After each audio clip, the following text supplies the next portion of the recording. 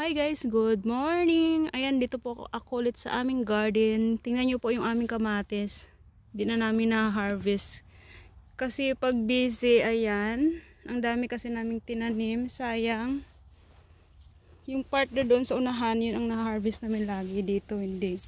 Ayan, sayang. Mahirap kasing mag-harvest kasi malamok. At saka mainit. Ayun. September na pero marami pa rin kaming natitirang mga kamatis. Kaya ha-harvest ako Ha-harvest tayo ng kamatis ngayong araw. Ayan.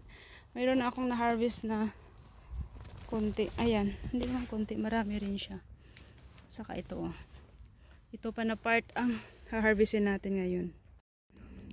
Ito po yung lahat ng na-harvest ko. Ayan. Marami pang natira pero tinamad na akong manguha. Nakakapagod na manguha. Ayan.